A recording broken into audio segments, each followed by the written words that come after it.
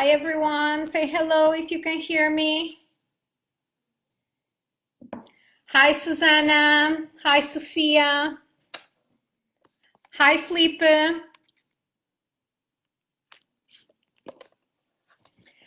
Welcome to my office. As you can see, I'm back in school. Hi, Amanda. How are you? I'm sure you recognize this background, Amanda. Hi, Miguel. Hi, Flipa. Hey, Parvana from Malaysia. How are you? Welcome. Today we are here in school. We've been working very hard for 1 week, getting everything ready to welcome our students back in school. And today I'm going to be sharing with you some of the health and safety and hygiene measures we have been taking to guarantee that we open the school, keeping our school community safe, which means our students, our teachers, our supporting staff, parents, everybody's safe now that we are getting ready to open the school. I'm going to be sharing with you some of the things we have been doing so far. I want to ask you if you have any questions, feel free to write comments and I will try to answer all your questions. This is completely new, the idea of opening the school, so let's talk about it. As I said, I'm going to tell you what we are doing, how we are preparing everything, but feel free to ask me questions and I will answer as you type your questions.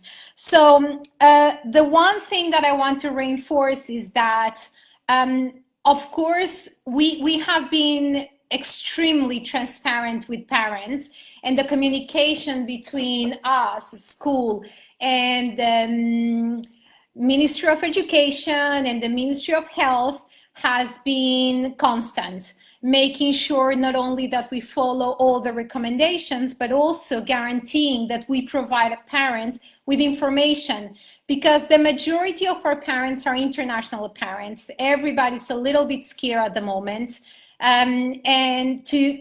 I do believe that being part of a school community so close as we are, the communication in such a critical time is crucial. So that's the way we started everything, communicating with parents, telling them what we knew, what we felt was the right decision. We closed the school on the 12th of March, before even the government decided to close all the public schools and private schools. And we did it because we felt it was the right time. We felt it was the time to guarantee we wouldn't have any case here in the school. And that for us was a priority. So once we decided to close the school, I communicate with parents weekly. I send all parents a weekly overview.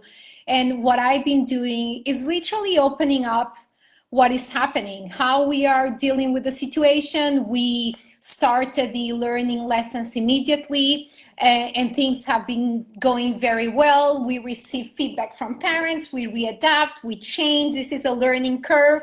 So we've been working, it has been hard, I'm not gonna lie. We've been working a lot to guarantee not only that the learning is happening, but also that the trust between us, teachers and parents, and teachers and students continues growing even during such a critical time. So I would like to say thank you to all our parents for supporting us and for being so honest with us, and lifting our spirit up with words of support. So thank you for that. It is really meaningful. Thank you. Now, what happened this week? So, as you know, the government decided that as from the 18th of May, all the preschool babies and preschool could come back to schools. We decided to open on the 20th, so yesterday. Why? Because we gave 48 hours to see how the reopening process was going to happen. And that gave us time. Not only the school has been disinfected for the last 2 weeks, we had a team working every day here in school. And when I talk about disinfection, we need to follow the rules. And we have been cleaning walls, we have been cleaning furniture, we have been cleaning everything, and we have been removing toys that are like cuddly toys, like teddy bears. Everything that is not washable had to be removed from the classroom. So we started this process of preparing the school last week. We had a whole school meeting team with our teachers on Monday, where we sat down and we discussed together with the coordinator of the early years of the babies, Miss Flipa. We discussed all these measures, because one of the most important things that we need to do is guarantee that everybody knows how this process needs to be followed. We need to be aware of the procedure, we cannot have doubts, and we need to guarantee that we follow it, because it's a safety measure. And the priority is to guarantee that although this curve of the COVID-19 is stable in Portugal, the virus is still here. And if we don't take all the precautions, it's going to come back. So we had that meeting, a general staff meeting on Monday. And then the next thing that we had to do is go and do the test, the COVID test, to guarantee that we are all negative. As you know, I had the virus way back in March, and I was confident. I don't know if I'm immune. I have no idea if I'm immune or not, but I was confident that I don't have the virus now. But we all went to the Congress Center in Estoril. The whole team went there. We were tested, and before even deciding who's going to come to work, the priority was to guarantee that nobody's infected. So I'm happy to say that it all came back negative, not only mine, but the rest of the team. We are all clean. And that was a huge relief to have that in our hands and to know that we are ready to rock. And then we move to the next step, which is preparing the school for the reopening. And what exactly that means? It means that we had to include a list of rules that we all should follow. And when I say we are not talking about only staff, but also parents. So we had to prepare this document, which is part of our contingency plan that is being changing constantly as we are developing and the crisis is moving from one scenario to another. And we share this document with our parents. And we said the school is open as from the 20th. You are welcome to bring your children. And by bringing your children, what does it mean? It means that the school is safe. It means that the school has been washed and disinfected, that all the classrooms that are not being used are closed. We don't have people in and out. It means that the playground, was disinfected. It was completely washed with water, and it was disinfected by a private company that came and disinfected the playground. And it means that within the classroom, not only all the furniture and everything was also clean, but it means that what we have available for students to play is also washable, because after they play, we need to wash it and we need to disinfect it. So that's what we have been doing with our teaching team. They have been in school, and that's what we have been doing. We already have one baby with us today. He started yesterday. And on Monday, we're gonna be receiving another 6 students. So we're gonna start with a total of 7 students. Of course, parents are worried, but it's important, and this is one of the reasons that I wanted to do this talk, is to share with you exactly what we are doing, so you feel that the school is prepared for this. Now, the most drastic measure that I think is going to be very hard, because we are such a welcoming school, is that parents will not be allowed to enter the school. So we had to prepare our reception area. We had to mark the whole reception area, where we call the infected area and the disinfected area. So basically parents can come in. They need to stay by the reception where is marked on the floor. They give the child to one of our teachers, okay? It is obligatory for everybody to wear masks. The only reason I'm not wearing the mask here with you is because I'm by myself in the office. But if I'm walking around the school, I need to wear my mask. And the teacher, the classroom teacher, needs to be wearing the mask always, okay? This is very hard, because we are talking about babies from 4 months up to children with 2 years old. They are used to see our face, and our smile says a lot about the way that we feel. And there has to be a balance between keeping safety as our priority, but also being flexible. So one of the meetings that we had with our teaching team on Monday is, if you welcome one baby and they see you and they start crying because they cannot recognize you, what you should do is you pull your mask down for them to see it's you. You talk to them from far away. Hi, Luis, how are you? And then you put it back on.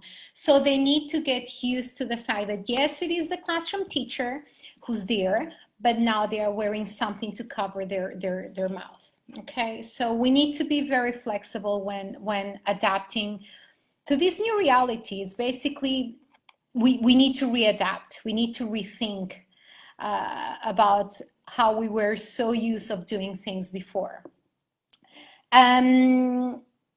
So parents walk in the school, they leave the babies. They need to bring 2 changes of clothes inside a plastic bag with a zip.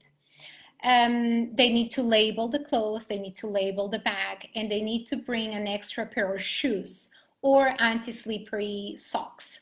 Why? Because as from the corridor, nobody is allowed to enter without changing their shoes or wearing the protection plastic socks, that you cannot wear it and then put it back and re-wear it. No, if you grab one pair of plastic socks that you put on, you wear it the whole day. If you come to the infected area, you need to throw it away and get new ones. Those are the measures that we need to be following for now. So basically, if you know the school from the corridor on, nobody is allowed to walk without changing shoes to shoes that need to be only in this area, or wearing the anti-slippery socks, especially for the little ones, or the plastic protection to cover your shoes. Okay, and that has been happening since yesterday. Okay, so I can say that this whole area where my office is and the classrooms are, it is completely disinfected and clean. At the same time, we have our cleaning team here in school, and they are disinfecting the building. And when I say the building, they disinfect the air and the walls every 2 hours. We have a special spray, alcohol-based, that we use before closing the school, and every 2 hours they need to disinfect the corridors, the handles, everywhere that we touch, and then they need to register the time that they clean. So we keep a control of how the school is being cleaned and disinfected constantly. Okay. When you drop your kids in the morning, it has to be done efficiently. We can no longer have parents talking to other parents and socializing. So basically it is, you bring your child, give it to the classroom teacher. If you have something important to say, of course you can do that. If there's a message that you need to take longer, providing that message to the classroom teacher, you need to call. You need to call us. We will pick up the phone and we're going to talk to you, and you can provide us with all the information that we need regarding your child. In the afternoon, the same procedure. So you come, you stay by the reception marked as the infected, let's put it that way, not clean area, and we will bring the child to you. So parents are not allowed to walk in the school, which is really weird because, as I said, one of the characteristics of our school community is how close we are with each other and how welcoming we are, and how parents come and sit down and talk to us teachers, and we take them to the refectory, to the canteen to have a coffee, and that no longer will happen. Now our school nurse will be with us, and she will be taking the temperature of every child as soon as they arrive. So they will take the temperature. That temperature will be recorded in a book. And if the child has 38 or more than 38, the child is not allowed to stay in school, needs to go home. If the child is showing any sign of sickness, running nose, a cold, the child will not be able to stay in the school. Okay? At the end of the day, we will measure the temperature again before they go. So we are recording the temperature twice a day, in the morning and in the afternoon, okay, before they go. As I said, they must bring 2 changes of clothes. It doesn't mean they're going to be changing clothes. That is not going to happen, but we want to guarantee that if they get dirty or something, we have an extra clothes to change the students, okay? Trolleys and backpacks are not allowed. So the only thing that you can bring is the 2 little bags, transparent bags, plastic bag with the clothes, and the extra pair of shoes or socks.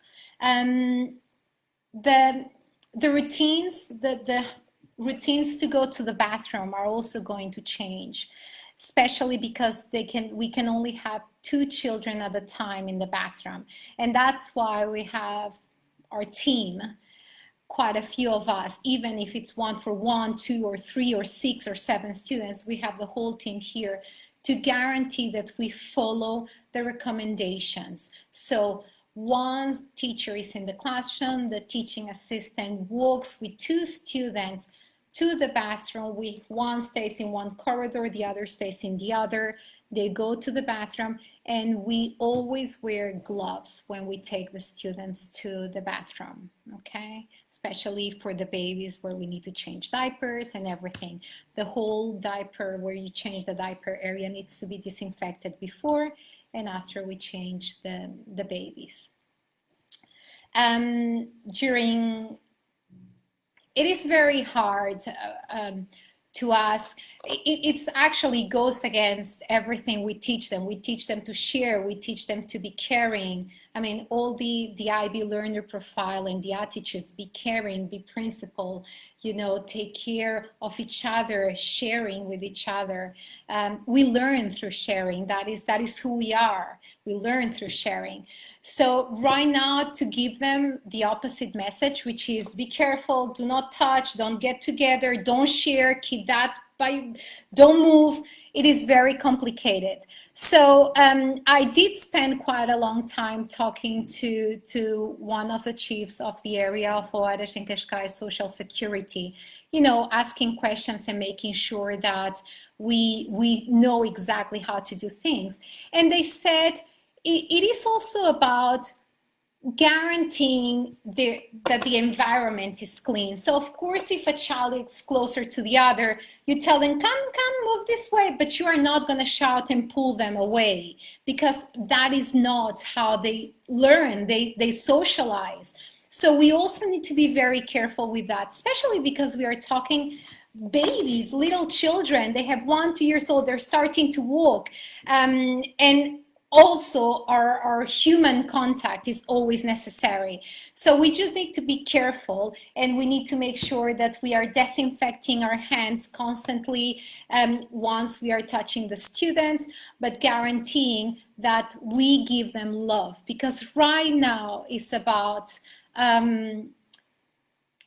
doing what is best for them, but giving them love. I think that is necessary. Oh, Sophia, you're asking me if the students are going to be tested as well. We don't have recommendations for that right now.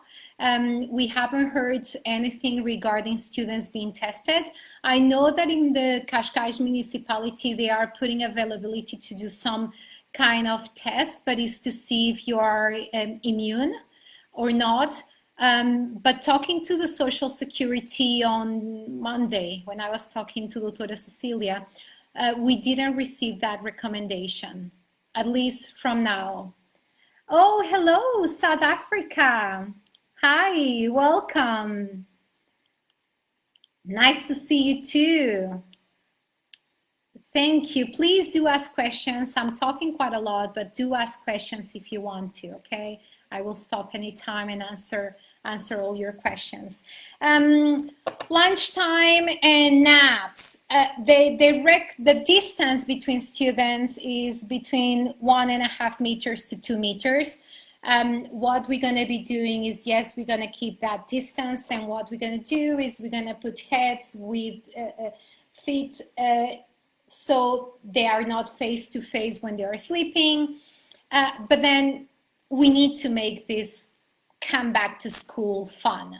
So we're going to be doing a lot of games. We're going to be putting a lot of music. There's going to be a lot of dancing. There's going to be a lot of outdoor games. The weather is amazing. And one of the things they say is, if the weather is good, go outside. So we are preparing our refectory. We have a beautiful garden, and we're going to be putting the tables outside. Kids are going to be having lunch outside and having snacks outside. So it is hard, but we're going to make it fun, because students deserve our effort to guarantee that they feel safe, but they feel loved while being here in school. Yes, we are adapting, but we are not neglecting their needs. And right now, all they need is someone to take care of them and to play with them. They've been home for the last almost, 65 days?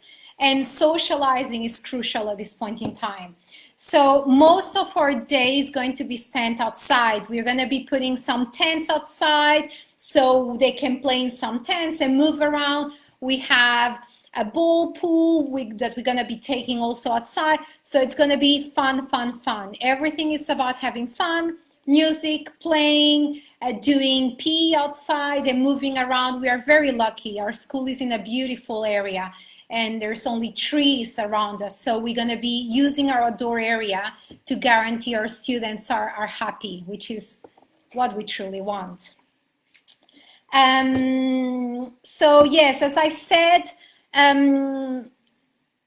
external staff will also not be allowed. So for example, when we have the suppliers bringing things to school, they're going to be using the back door by the kitchen, so they are not entering the building.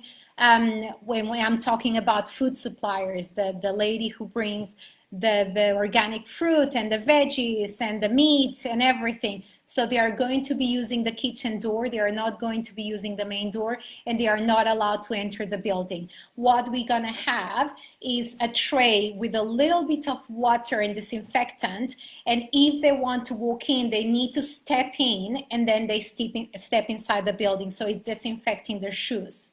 Okay, this is one of the measures that I want to thank Social Security for sharing.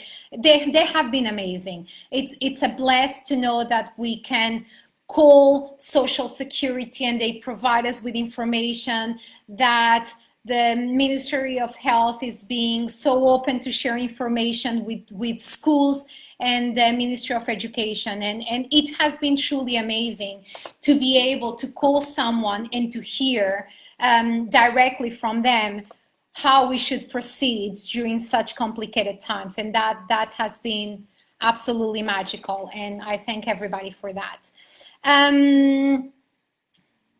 Yes, So the logic test. Thank you, Sophia. That's it. Hi, Katerina. Hi, Julia. How are you? How are you? Hi, Sophie. No, Flipa. What about the sheets for sleeping? Yes. Parents need to bring the sheets for sleeping as they normally did. So every 2 days, we are sending them back home. So every 2 days needs to be washed. I know it's a little bit of work right now, but we cannot, we need to follow the recommendations, and that's what we're going to be doing. Okay. Now the toys, in terms of all the toys that they have in the classroom, throughout the day we are disinfecting it with the disinfectant spray. Let me grab it quickly so I can show it to everybody.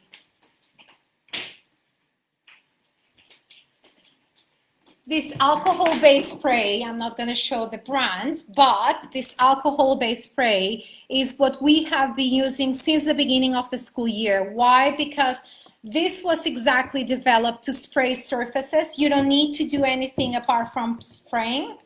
So you spray the surfaces. This is alcohol-based and it is not toxic. So what they recommend is that you spray all the toys, it will dry. And even if students then grab it and put it in their mouth, it is not toxic. It is specifically developed for schools.